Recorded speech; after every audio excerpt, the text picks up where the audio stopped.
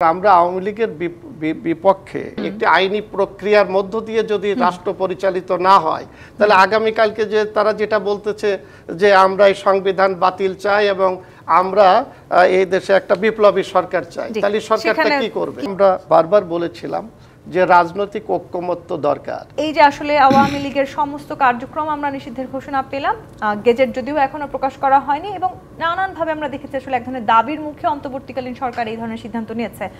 রাজনৈতিক বিশ্লেষকরা বলার চেষ্টা করছেন এই যে প্রক্রিয়ার মধ্য দিয়ে আসলে আওয়ামী লীগের কার্যক্রম এখনো পর্যন্ত নিষিদ্ধ করা হয়েছে, সেটি ভবিষ্যতে গিয়ে দেখা যাবে যে রাজনৈতিক প্রতিপক্ষকে দমনে রাজনৈতিক সংস্কৃতিরই অংশ হয়ে উঠতে পারে। এই আশঙ্কা যদি সত্যি হয় সেক্ষেত্রে আসলে আমরা কোন দিকে যাচ্ছি?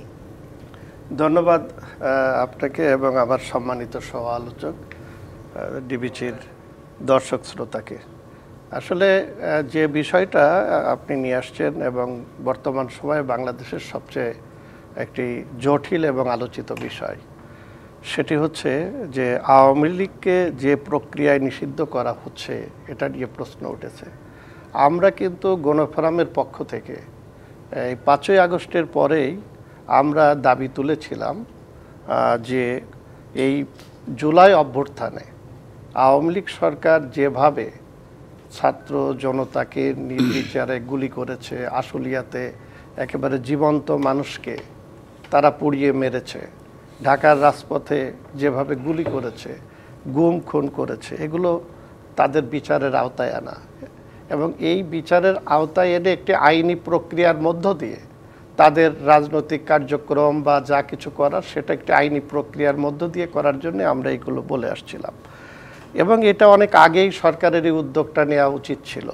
কিন্তু আমরা কেউই কিন্তু আওয়ামী লীগকে বাঁচানো কিংবা আওয়ামী লীগের রাজনীতি করার পক্ষে কিংবা আওয়ামী লীগ যে দুঃশাসন চালিয়েছে 15 বছর ধরে, যেভাবে বিনা ভোটে তারা ক্ষমতায় থেকেছে কিংবা দিনের ভোট রাতে করে ক্ষমতায় থেকেছে, এগুলো নিয়ে নানান প্রশ্ন আছে। তার শুধু তাই না, আজকে লক্ষ লক্ষ কোটি টাকা বাংলাদেশ থেকে পাচার করে বাইরে পাঠিয়ে দিয়েছে। সর্বশেষ যে জুলাই অভ্যুত্থানের মধ্য দিয়ে যে ঘটনা ঘটিয়েছে এটার বিচার আমরা করার জন্য দাবি তুলেছি, দ্রুত বিচার। কিন্তু আমরা দেখেছি যে 9 মাস পার হয়ে গেছে, এই বিচারের প্রক্রিয়ায় যাওয়া হয়নি। আর এখন যে হঠাৎ করে যেভাবে বন্ধ করা হলো, সেই জায়গায় আমরা বারবার বলেছিলাম যে রাজনৈতিক ঐক্যমত্য দরকার।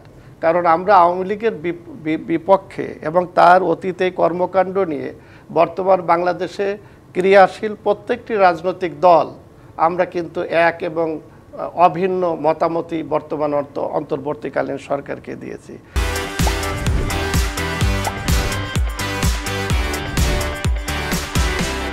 কিন্তু সরকার এই রাজনৈতিক দলগুলোর এই সদিচ্ছা এবং এই যে তাদের আগ্রহ, এই দিকে কিন্তু তারা খুব একটা গুরুত্ব দিচ্ছে না এবং এই ধরনের একটি আদেশ যখন করছে, আপনি দেখছেন যে ঠিক আওয়ামী লীগ ক্ষমতায় থাকা অবস্থায় জামাত ইসলামেও কিন্তু এই একই আইনে তাদেরকে নিষিদ্ধ করেছিল।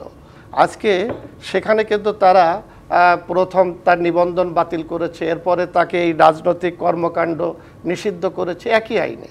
কিন্তু আমরা জামাত ইসলাম আর আজকের যদি একই প্রক্রিয়ায় যদি করা হয়, মানুষ এগুলো নিয়ে প্রশ্ন তুলবে। কারণ আমাদের কাছে তো জুলাই অভ্যুত্থানের একটা বড় ধরনের এভিডেন্স আমাদের সামনে রয়েছে, দৃশ্যমান।